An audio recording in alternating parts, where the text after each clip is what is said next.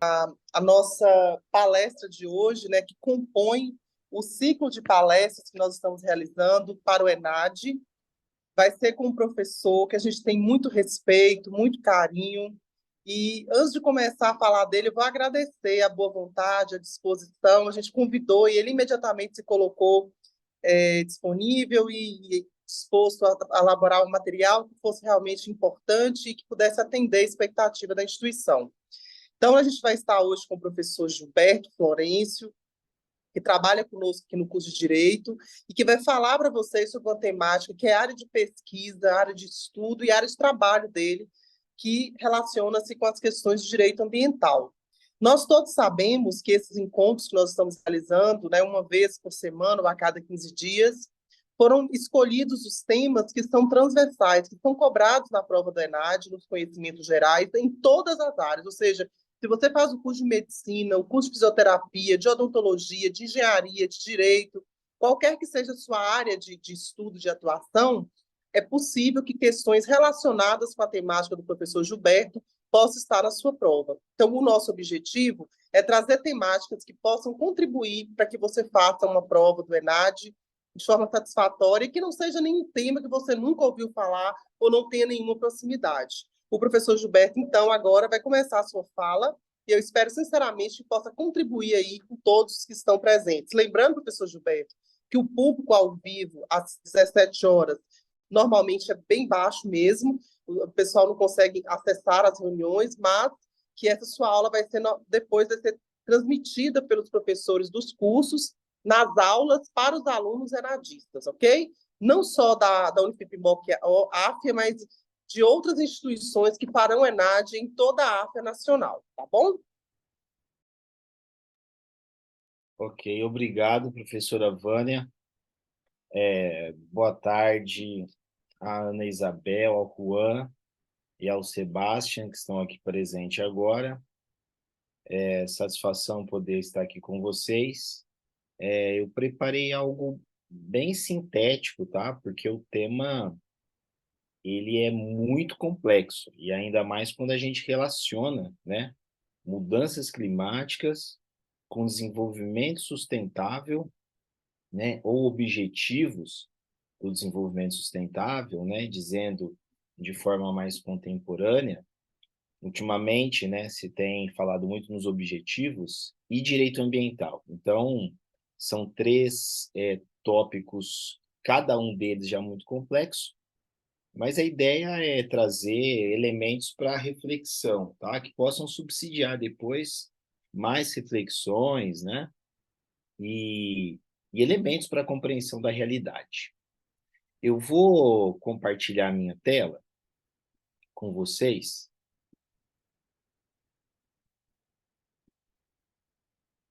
Eu acredito. Vocês já estão vendo ela aí, não? Professora Vânia, Estamos, tá. estamos, só que não está no modo de apresentação ainda, viu? Deixa eu colocar no modo apresentação, só um minuto. Agora está, né? Perfeito, perfeitamente. Tá joia. Muito bem. Então, o tema já havia falado, né? Mudanças climáticas, objetivos do desenvolvimento sustentável e direito ambiental, tá? Eu vou apresentar qual que vai ser o nosso percurso, né? Nesses 45 minutos que nós estaremos juntos. Eu quero falar um pouco primeiro sobre as mudanças climáticas em si, e aqui propor uma contextualização dessa questão, né? Fazendo essa pergunta em relação às mudanças climáticas, como nós estamos, né? Sob o ponto de vista institucional e dos resultados que que esses organismos internacionais puderam apresentar até agora. Num segundo momento, a intenção é trabalhar os objetivos de desenvolvimento sustentável, né? Resgatando de forma muito breve um pouco sobre o histórico dessa ideia de desenvolvimento sustentável até hoje, né? Nesses objetivos do desenvolvimento sustentável, tentando relacionar com ideias muito importantes, como, por exemplo, serviços ecossistêmicos, né? A importância, a relação disso no nosso bem-estar. E por fim, e aqui como a pergunta a ser feita é como queremos ficar, né? Como estamos primeiro, depois como queremos ficar. E por fim, o direito ambiental como um meio, né? Como uma forma, como um instrumento, como um caminho para que nós consigamos, a partir dos instrumentos jurídicos, dos estudos, do resultado de toda essa estrutura institucional que há décadas já vem pesquisando e vem tentando implementar políticas públicas nesse sentido, o direito como um meio de efetivação dessas reflexões, tá? Muito bem. Para a gente entender a questão das mudanças climáticas, é interessante primeiro a gente olhar para fora, né?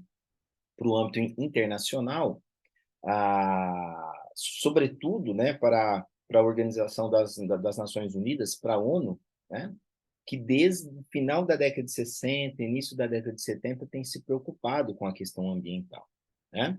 Então, o órgão mais importante da ONU é a Assembleia Geral. Muitos atualmente falam, né, pela questão da guerra, que seria o Conselho de Segurança, mas, enfim, o órgão soberano, a Assembleia Geral das Nações Unidas, tá? Então, a partir da Assembleia Geral das Nações Unidas, a gente tem o PNUMA em português, né? Programa das Nações Unidas para o Meio Ambiente.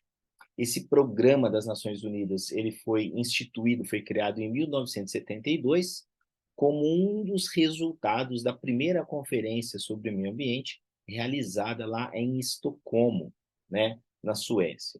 Então, o PNUMA, juntamente com a Organização Mundial de Meteorologia, eles organizam, né, e levam a cabo os estudos, a dinâmica do painel intergovernamental sobre mudanças climáticas. Então, ele foi criado em 1988, conforme menciona a informação aqui disponibilizada, né? Eu coloquei a sigla IPCC, que é em inglês, porque normalmente, via de regra, a menção que se faz ao painel intergovernamental é IPCC, tá? Que seria a sigla em inglês, tá? Mas para nós é em português, painel intergovernamental para as mudanças climáticas. Muito bem. Esse painel ele trabalha no âmbito, tá? No contexto da Convenção Quadro das Nações Unidas sobre Mudanças Climáticas, que é de 1992. Ela aconteceu um pouco antes, né, da realização aqui no Brasil da ECO 92. Então, a convenção é o pano de fundo, né? A Convenção Quadro das Nações Unidas é o pano de fundo, e o IPCC ele é esse órgão, né? Esse instrumento, esse órgão, esse elemento do quadro institucional que há décadas já vem realizando estudos sistemáticos sobre o impacto do homem no meio ambiente, sobretudo no clima, tá? Então, conforme a gente vai ver no decorrer da conversa, já são 6 ciclos de relatórios. Em março desse ano se completou o 6º ciclo, tá? Com conclusões assim alarmantes, conforme a gente verá na sequência. Bom, falando especificamente sobre a estrutura do IPCC, a gente tem lá o plenário do IPCC, tá? A convenção, o secretariado da convenção, e o interessante é que o IPCC ele tem, tá? Ele é composto de grupos de trabalho. São 3 principais grupos de trabalho, com esses temas. Um que trata da base da ciência física, um outro, o grupo 2, sobre os impactos, adaptação e vulnerabilidade, e o grupo 3 trabalha a questão da mitigação das mudanças do clima. Ainda há um outro grupo, chamado de força-tarefa, tá? Que trata dos inventários. Oi, eu acho que a minha tela saiu. Ah, não, tá aqui. E que trata dos inventários nacionais dos gases do efeito estufa, tá? O que é importante a gente destacar aqui também? Para cada um desses grupos existe uma unidade técnica, tá? De suporte. O do grupo 1 fica no Reino Unido, do grupo 2 nos Estados Unidos, do grupo 3 na Holanda, né? Hoje chamado de Países Baixos, e no grupo desse grupo, dessa força-tarefa, sobre o inventário, dos inventários nacionais de gases do efeito estufa, fica no Japão, tá? E também, relacionado a isso, trabalhando em conjunto, existem os autores, os pesquisadores, os experts, né, a expressão em língua inglesa, e os revisores, né? Os estudos são feitos e existem revisores para checar a qualidade, a metodologia desses estudos, tá? Para validar o resultado desses estudos. Então, esse aqui é o panorama do IPCC, da estrutura do IPCC. Gil, Oi, parou de transmitir, viu? parou? Onde parou? Tem 2 minutos. Espera aí. Espera aí que eu vou... porque alguém alterou, eu passei a ser co-anfitrião, né? Talvez tenha sido isso. Espera aí. Deixa eu colocar aqui de novo.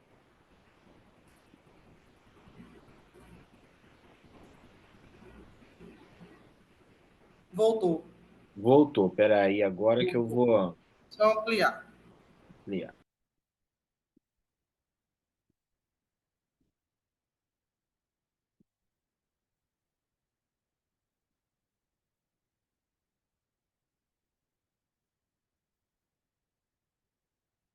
Agora voltou, né? Deixa eu só voltar na tela que eu estava. Bom, aqui. Bom, essa tela vocês tinham acompanhado, Vânia? Ou vocês Sim, preferem nós que eu... estávamos nessa tela, Gil. Ah, é. Então tá. Eu posso seguir a partir dela então, né? Sim, pode. Tá, joia. Bom, em relação às mudanças climáticas, né, um documento muito importante que deve ser destacado é o famoso Acordo de Paris. Que o Acordo de Paris, lá no artigo 2º, né, acordo esse, né, ratificado pelo Brasil, ele estabelece uma espécie de objetivo, né, para os países. E que objetivo é esse? É o que está consubstancializado aqui, ó, no artigo 2º. Este acordo, ao reforçar a implementação da convenção, incluindo seu objetivo, visa fortalecer a resposta global à ameaça da mudança do clima no contexto do desenvolvimento sustentável e dos esforços de erradicação da pobreza, incluindo manter o aumento da temperatura média global bem abaixo de 2 graus centígrados em relação aos níveis pré-industriais, ou seja, aos níveis que se tinha na atmosfera do planeta Terra antes do advento da Revolução Industrial, né? E envidar esforços para limitar esse aumento da temperatura a 1,5%. Então, é colocado um teto, tá? Abaixo de 2, bem abaixo de 2, sendo o máximo esse teto, envidar esforços para que fique em 1,5 graus centígrados em relação aos níveis pré-industriais, reconhecendo que isso reduziria significativamente os riscos e os impactos da mudança do clima. Muito bem. A gente pode ficar no A, no B vai falar aumentar a capacidade de adaptação, no C tornar os fluxos financeiros, mas a chave, o importante é pegar esse limite de 1,5 graus centígrados, tá? Em relação aos níveis pré-industriais. Muito bem. Então, a gente tem lá o IPCC, criado em 1988, e a Convenção Quadro das Nações Unidas de 1992, tá? E o Acordo de Paris é de 2015, né? Mais recente. Muito bem. O IPCC já disponibilizou, conforme eu havia dito, 6 ciclos de relatórios. Relatórios estes realizados por aqueles grupos, tá? Os 3 grupos que eu já havia apresentado também. Muito bem.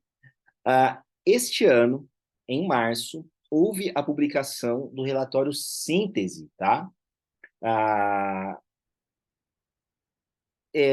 Especificando melhor. Cada um dos grupos apresenta um relatório muito técnico e, ao final, é apresentado um relatório síntese, tá? Que condensa, que organiza o resultado do trabalho dos 3 grupos e da força-tarefa. Muito bem. Em março, agora, foi disponibilizado o relatório, tá? Que conclui o relatório síntese, que conclui o 6º ciclo de estudos, tá? De pesquisas do IPCC. E chamou muito a atenção os resultados dele. Inclusive, logo que ele foi divulgado, o próprio secretário-geral da ONU, tá? O Guterres, ele faz um vídeo, tá?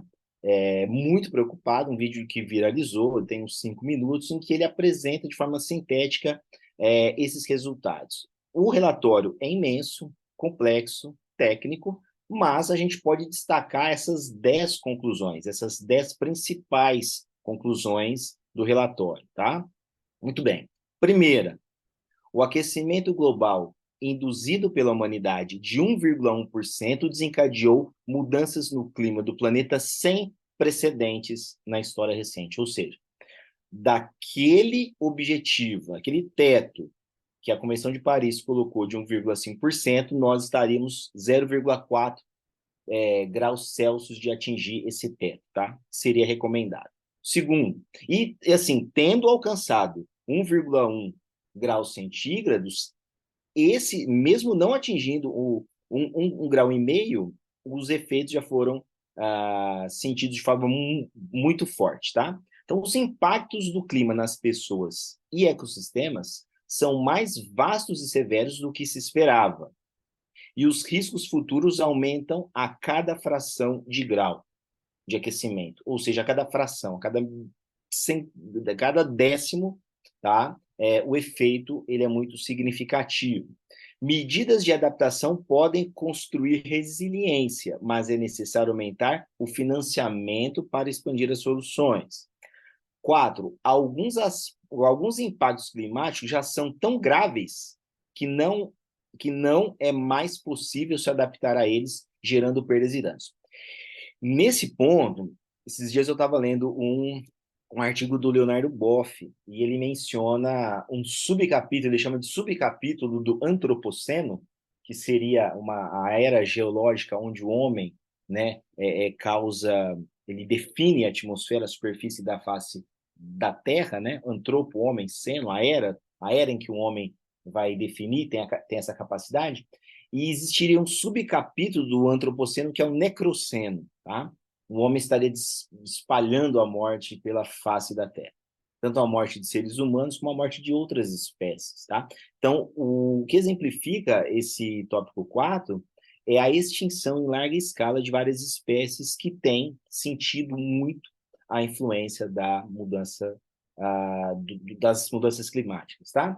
Em trajetórias alinhadas ao limite de 1,5 graus, o pico das emissões dos gases do efeito estufa acontece antes de 2025, tá? Ou seja, nós estamos em 2023, é possível que nos próximos 2 anos, a continuar tudo como está, a gente atinja o que o Acordo de Paris, né, a Carta de Paris, havia colocado como teto lá em 2015.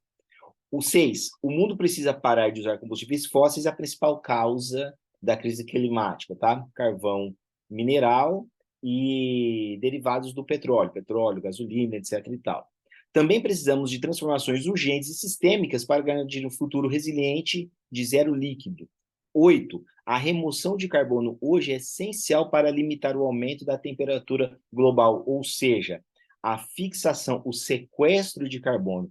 A via não é só, a seta, né? Não é só impedir que gases do efeito estufa, que a quantidade de carbono na atmosfera aumente, mas o contrário, né? Fazer com que parte do carbono que está na atmosfera seja sequestrado, tá? 9, o financiamento climático, tanto para mitigação quanto para adaptação, precisa de um aumento significativo nessa década. E 10, as mudanças climáticas e nossos esforços de adaptação e mitigação vão aumentar a desigualdade se não garantirmos uma transição justa, tá? Então, o Guterres faz um vídeo apresentando algumas dessas conclusões num tom bastante assustador, grave, né? Que é uma questão extremamente grave.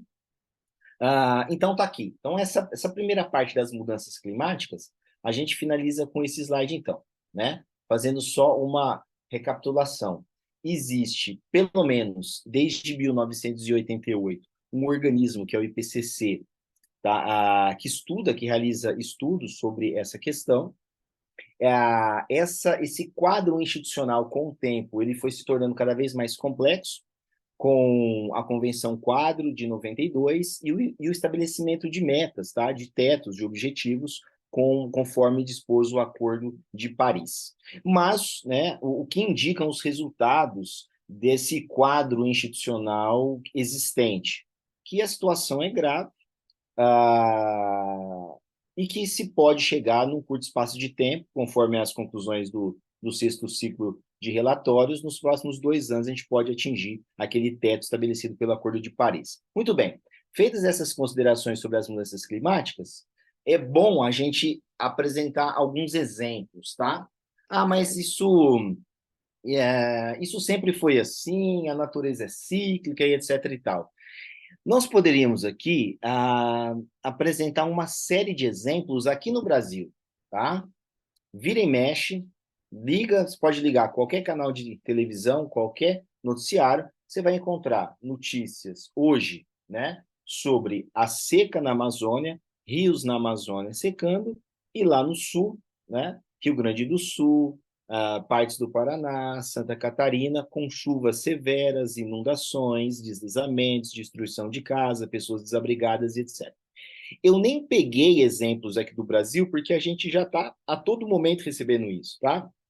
Eu fiz um cálculo aproximado de tempo, muito breve, esses dias, e cerca de 20 a 30% do noticiário hoje é só sobre mudanças climáticas e eventos climáticos extremos. Então, eu trouxe aqui para a gente questões mundiais, tá?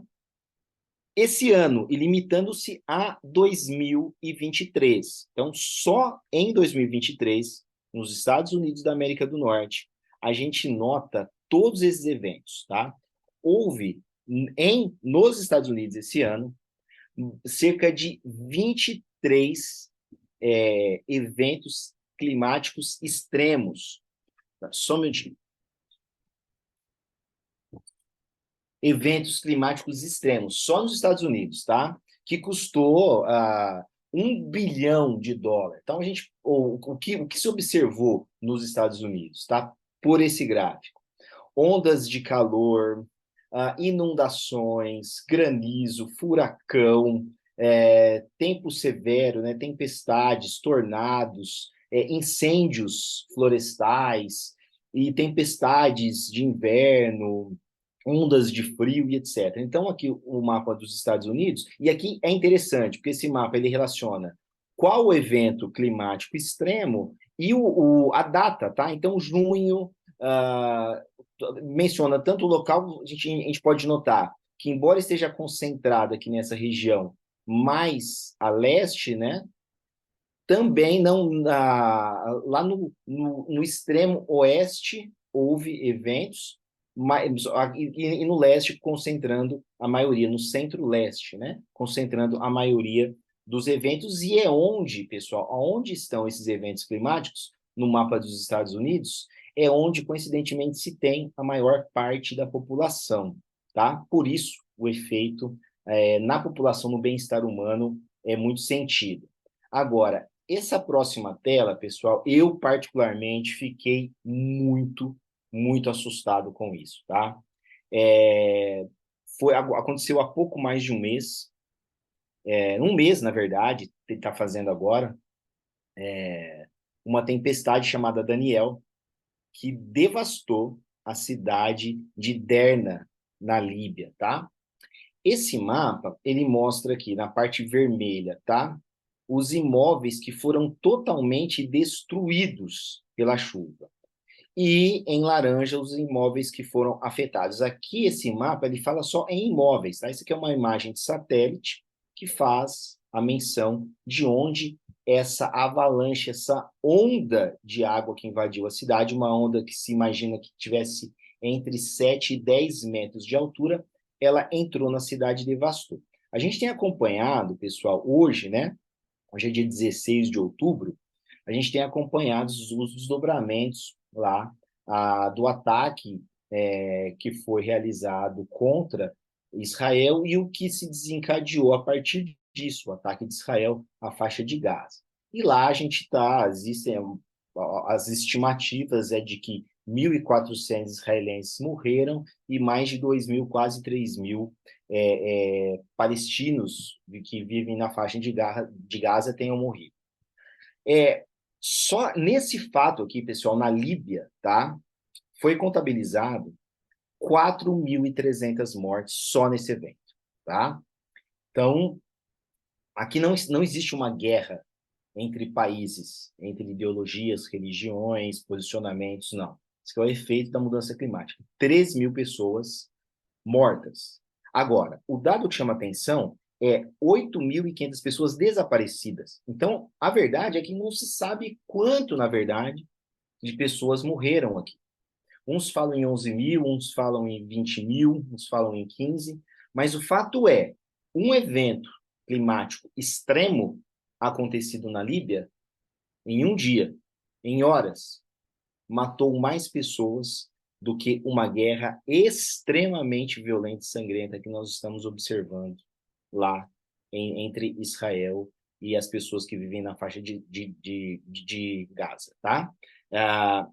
Então, assim, é só para a gente ter uma noção da dimensão que é esse problema e do impacto que tem na vida das pessoas, tá? Bom, eu preferi utilizar, e os dados, pessoal, são dados da própria ONU, tá? Eu evitei de trazer aqui um meio de comunicação ou outro, então são dados oficiais do próprio órgão que auxilia as pessoas lá na Líbia, tá? Muito bem, que tem estado à frente, tá? Desse auxílio às pessoas lá na Líbia. Bom, citado esses dois exemplos, dos Estados Unidos e da Líbia, é interessante agora a gente falar um pouco sobre desenvolvimento sustentável. Então, um breve histórico, tá? Uma síntese muito apertada sobre essa ideia de desenvolvimento sustentável, tá? Na década de 50, no Japão, se observou um fato, tá? Que causou muito espanto na comunidade mundial, que foi o desastre da Baía de Minamata, a contaminação de pessoas lá no Japão por mercúrio e que fez com que pessoas tivessem deformações por conta da contaminação por metais pesados, tá? Isso chamou muita atenção, isso já meados do século passado, e foi um alerta sobre as consequências da poluição nas pessoas, tá? O que a poluição industrial podia causar nas pessoas. Na década seguinte, se publica um livro chamado Primavera Silenciosa, escrito por uma oceanógrafa, bióloga oceanógrafa chamada Rachel Carson. O que ela escreveu? Qual foi a conclusão que ela apresentou nesse livro? Ela fez um estudo sobre o impacto dos agrotóxicos na fauna. Em síntese, era isso, tá? Os impactos dos agrotóxicos na fauna. E por isso o nome Primavera Silenciosa. Os pássaros deixaram de cantar num determinado momento, numa região que ficava a propriedade dos pais dela. E ela foi pesquisar por que os pássaros não cantavam mais.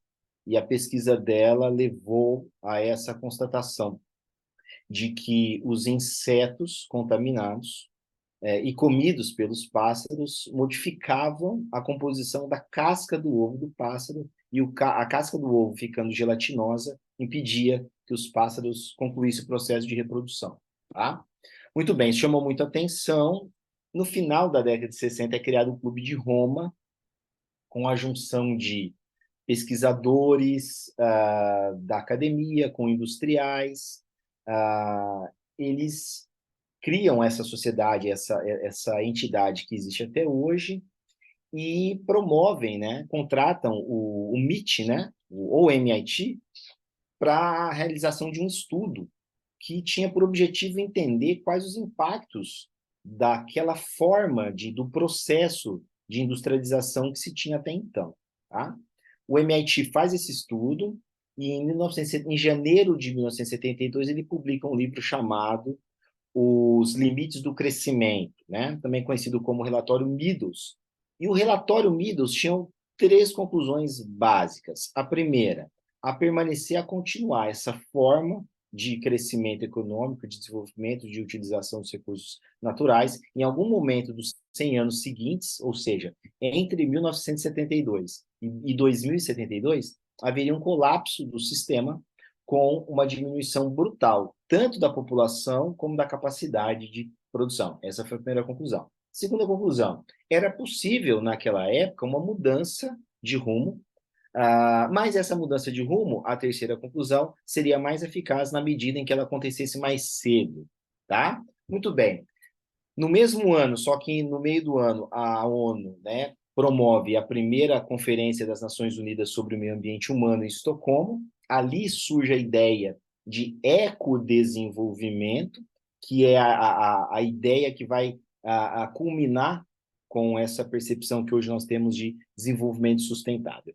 Em 82, o Programa das Nações Unidas para o Meio Ambiente cria uma comissão de estudiosos que viajou o mundo tentando estabelecer parâmetros para definir o que seria o desenvolvimento sustentável. Mas em 82, até 82 não se tinha essa expressão, desenvolvimento sustentável. Ela surge com a publicação desse livro chamado Nosso Futuro Comum, ou Relatório Brundtland, que apresenta essa definição de desenvolvimento sustentável. Então, ela está aqui em inglês, isso aqui eu tirei do próprio documento oficial, está do relatório original, Relatório Brundtland, e em português fica assim: desenvolvimento sustentável é aquele que atende às necessidades do presente, do presente, tá? Das gerações presentes, sem comprometer a possibilidade de as gerações futuras atenderem às suas próprias necessidades. Ele contém dois conceitos-chave.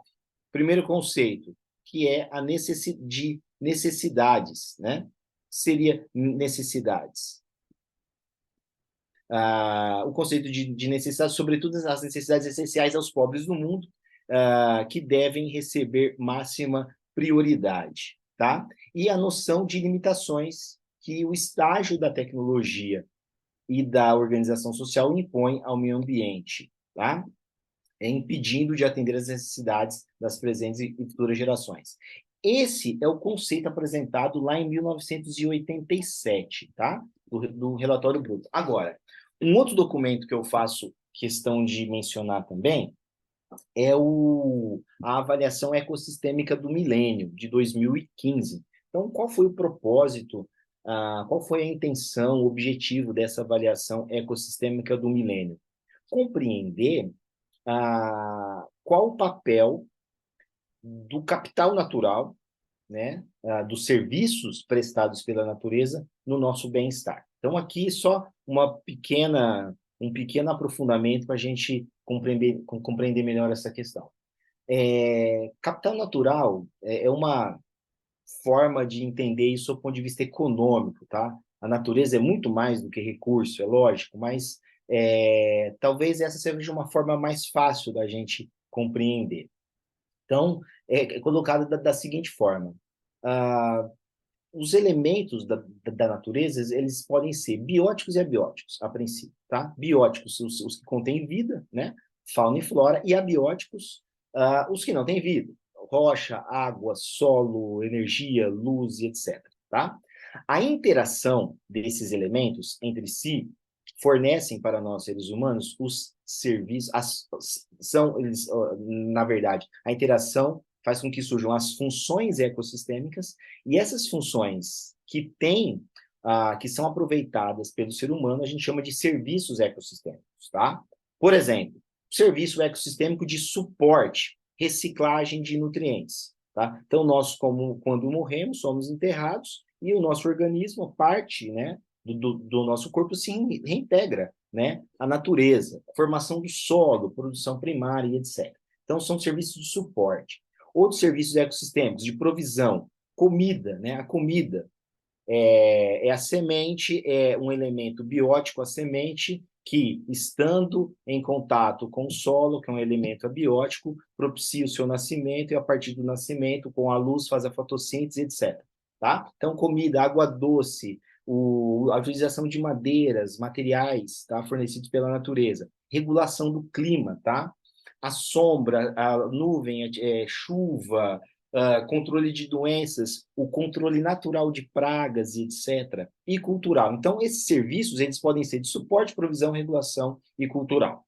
Agora, esses serviços ecossistemas, eles têm relação com o nosso bem-estar. E quais são os componentes do nosso bem-estar? Nossa segurança, a nossa saúde, nosso bom relacionamento. Então, essas setas, elas indicam a relação entre o tipo, a natureza do serviço ecossistêmico e o componente de bem-estar, tá? Então, isso só para exemplificar. Não tem como a gente, nesse momento, aprofundar muito essa relação, mas é só para mostrar que existe uma relação evidente entre o bem-estar humano e os serviços ecossistêmicos, tá? Muito bem. Chegamos, então, aos 17 Objetivos do Desenvolvimento Sustentável, tá? Que também é de 2015. Então, em 2015, se propôs a Agenda 2030, em que se alcançasse até 2030 esses Objetivos do Desenvolvimento Sustentável. Seriam 17. Primeiro, a erradicação da pobreza. Segundo, fome zero e agricultura sustentável. O terceiro, saúde e bem-estar. O quarto, a educação de qualidade. O quinto, igualdade de gênero. O sexto, água potável e saneamento. O sétimo, energia limpa e acessível. O oitavo, trabalho decente e crescimento econômico. O nono, indústria, inovação e infraestrutura. O décimo, redução das desigualdades. 11º, cidades e comunidades sustentáveis. 12º, consumo e produção responsáveis. 13º, ação contra a mudança global do clima, né? É muito específico, né? E que tem a ver com o tema que a gente está abordando aqui agora. 4, vida na Terra. O 14º, né? 15º, vida terrestre. 16º, paz, justiça e instituições eficazes. E o 17, parcerias e meios para a implementação. Quando a gente coloca os 17 Objetivos do Desenvolvimento Sustentável assim, talvez ele fique um pouco confuso, tá? Mas a gente tem que entender que eles têm a ver, esses objetivos, tá? Eles têm relação direta com a biosfera, tá? Com a economia e com a sociedade, tá? Então, quando a gente entende a natureza de cada um deles e coloca nesses 3 níveis, fica mais fácil de compreender, conforme a gente vê aqui agora. Ó, o objetivo 15, o 14, o 6 e o 13 tem mais a ver com a biosfera. Então, quais são? Né? O 15, o 14, o 6 e o 13. 13, ação contra a mudança global. 14, 15 e 3, tá? São elementos, são objetivos ligados à biosfera. Em relação à sociedade, são 8 objetivos que se relacionam mais diretamente, tá? O objetivo 1, a erradicação da pobreza. O 2, fome zero. O 11, cidades sustentáveis e etc e tal. Então, 8. E em relação à economia, a gente pode citar o 8, o 9, o 10 e o 12, tá? O 8, né, o trabalho decente. O 10, redução o 9, né, indústria, inovação e redução das desigualdades. Então, quando a gente coloca tudo no mesmo pacote, às vezes fica difícil da gente entender a relação entre eles e a relação com esses 3 níveis. Então, essa imagem, ela ajuda a gente a compreender a finalidade de cada um desses objetivos, considerando, tá, a importância para a biosfera, para a sociedade e para a economia. Muito bem. Feitas essas considerações em relação aos objetivos, né? Onde estamos, né?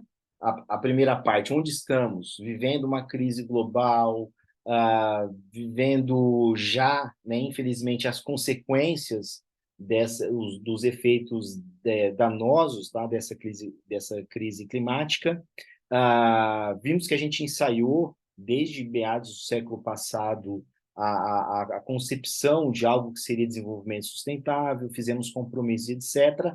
E agora resta a gente buscar uma forma de efetivar, tá, essas reflexões, de fazer valer, né, essas garantias. E a gente pode encontrar no direito ambiental o meio para que a gente consiga, né, de forma efetiva, ou pelo menos reivindicar, tá, que esses compromissos firmados entre os países, que fazem parte desse quadro institucional, sejam efetivamente cumpridos, tá? Bom, a nossa reflexão ela tem que partir do artigo 225 da Constituição, a Constituição essa de 88, que foi a primeira a positivar, tá? A reconhecer o meio ambiente como um bem constitucional. Então está lá o artigo 225 da Constituição, que todos têm direito ao meio ambiente ecologicamente equilibrado, bem de uso comum do povo, essencial à sadia qualidade de vida, impondo-se ao poder público e à coletividade o dever de defendê-lo e preservá-lo para as presentes e futuras gerações. Em destaque, pessoal, em verde, a dimensão do direito. O meio ambiente é um direito. Está aqui. Ele é um direito. Ele tem dois elementos importantes. Ele é bem de uso comum do povo e essencial à sadia qualidade de vida. Tá? Isso tem a ver com a titularidade. Eu compro um carro, o carro está no meu nome, o carro é meu. Eu sou titular desse bem. Quem é titular do meio ambiente ecologicamente equilibrado? Todos. Não existe um titular. A titularidade é difusa. E por que todos têm direito ao meio ambiente ecologicamente equilibrado? Porque ele é essencial à sadia qualidade de vida. É impossível se garantir o direito à vida, presente no artigo 5º, se não em um ambiente ecologicamente equilibrado. Agora, essa garantia, cobra da gente uma atitude positiva. Cobra da gente um dever, que é o dever de defender e preservar. Tanto nós, coletividade, como o poder público. E isso está em vermelho. Então, impõe-se a nós o dever de preservar o meio ambiente e o poder público também. Para a gente? Sim, para a gente, mas também para as presentes e futuras gerações. Então, aqui a gente pode falar em um direito intergeracional. Tá? Essa ideia de intergeracional, de um direito que perpassa gerações, a gente pode identificar como uma origem imediata a própria definição de desenvolvimento sustentável presente lá no relatório Brundtland, certo? Muito bem, aqui eu não vou mencionar, não vou especificar cada um desses incisos, mas são os incisos que estão lá no parágrafo 1º do artigo 225 e que são apresentados como as obrigações, o compromisso que o poder público tem que cumprir em relação ao poder, à proteção do meio ambiente. Vou dar só um exemplo, tá? Um deles, tá? Definirem todas as unidades de conservação espaços territoriais a serem especialmente protegidos, tá? Então, a gente aprende desde muito pequeno, em geografia, que o Brasil é composto por diversos biomas, a Amazônia, o Cerrado, a Caatinga, etc. Impõe-se ao poder público, reconhecida a importância, a criação de unidades de conservação, de espaços que devem ser especialmente protegidos. Existe uma lei específica para regulamentar essa questão, que é a Lei do Sistema Nacional das Unidades de Conservação, e que vai apresentar uma série, dois grandes grupos de categorias de unidade de conservação. Sendo exemplos, tá? Os parques, as áreas de proteção ambiental, as reservas extrativistas de desenvolvimento sustentável, etc. Tá bom? Então, só para exemplificar aqui, tanto a coletividade como o poder público têm um dever. Tá? Então, esses aqui, do inciso 1 ao 8, são compromissos, são deveres do poder público para a consecução desse objetivo, da garantia desse direito presente lá no artigo 225. Muito bem. Agora, se o parágrafo 1º do artigo 225 menciona os deveres do poder público, aqui a gente pode observar alguns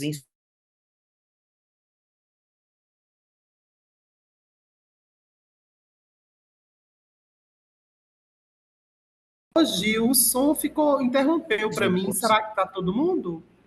Oi?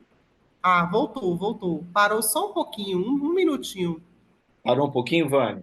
20 Tá, segundos só, viu? eu falava aqui, Vânia, sobre os instrumentos da coletividade, tá?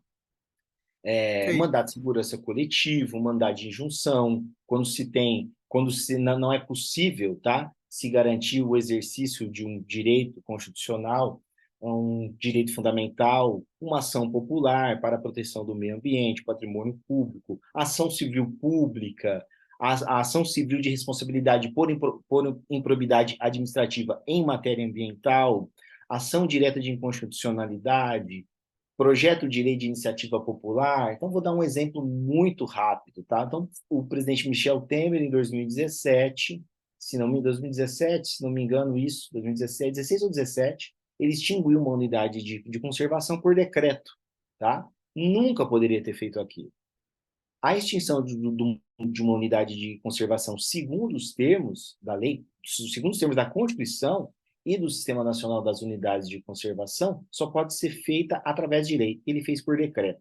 Bastou um cidadão lá em Brasília propor uma ação popular para que o decreto do presidente Michel Temer deixasse de ter efeito. Então, só para exemplificar, instrumentos que estão lá na Constituição, previstos disponíveis para que a gente faça cumprir esse nosso direito ao meio ambiente ecologicamente equilibrado, tá? Já encaminhando para as considerações finais, professora, eu gostaria de citar, de mencionar essa reportagem publicada 2 dias atrás, tá? Mais de 70% dos fazendeiros sentem na terra e no bolso os efeitos das mudanças climáticas. Pesquisa mostra que 71% dos produtores rurais já sentiram impactos, inclusive financeiros, dos extremos do clima. O curioso, pessoal, eu li a reportagem, né? Não tem como a gente comentar ela toda aqui, mas o dado curioso dessa reportagem é o seguinte: quem encomendou esse estudo foi a Bayer, tá? A Bayer, que ganha muito dinheiro com o agro, ela vive do agro. Então, ela está vendo que as mudanças climáticas, em médio e longo prazo, vai afetar a própria rentabilidade dela, certo? E, por fim, pessoal, eu encerro com essa imagem, que é a imagem de uma instalação artística presente lá no Inhotim, museu que fica próximo aqui a Belo Horizonte, lá em Brumadinho, segundo os entendidos, um dos maiores museus, o maior museu a céu aberto do mundo e um dos museus mais interessantes de se visitar no planeta hoje, tá? Essa é uma das obras que estão disponíveis para visitação lá. Ela se chama De Lama Lâmina, De Lama Lâmina, do norte-americano Matthew Barney. Contar um pouco a história dela, porque ela, na verdade, vai facilitar o arremate que eu quero fazer, tá? Essa, essa instalação, ela foi feita a partir de uma performance no Carnaval de Salvador de 2004, se não me engano, tá? Em que se representava aqui o confronto entre dois orixás, o orixá da guerra e do aço com o orixá da natureza, tá? Então, o aço aqui representado pelo trator que está se enforcando, né? Está segurando essa árvore branca. Então, nesse primeiro plano, a gente pode pensar o seguinte: olha, o homem inevitavelmente vai destruir a natureza porque ele é muito mais forte, né? A máquina é muito mais forte que a árvore. Tá, só que quando a gente joga para o segundo plano, a gente vê uma estrutura geodésica e lá de fora a gente vê árvores, né?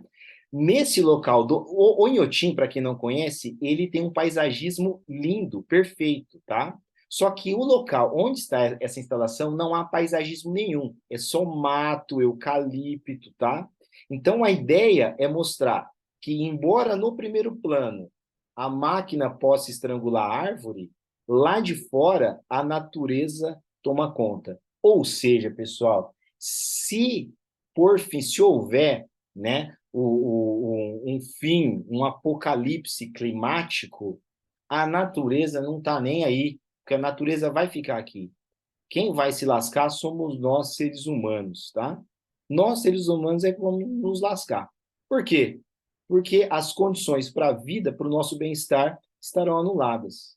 Agora, as árvores, os outros animais, as outras espécies, de uma forma ou de outra, vão se readaptar à natureza, certo? Professora Vânia, é o que eu tinha para apresentar. Eu acredito que eu fiquei dentro do tempo aí. Muito obrigado Perfeitamente. pela oportunidade, que esses elementos possam ser úteis aí para o pessoal que vai fazer o ENAD. Tá joia? Professor Gilberto, Gil, como eu costumo chamar, eu só tenho a agradecer. Eu queria muito que mais pessoas tivessem participado ao vivo, porque você é maravilhoso, conseguiu fazer uma síntese de tudo que é extremamente importante.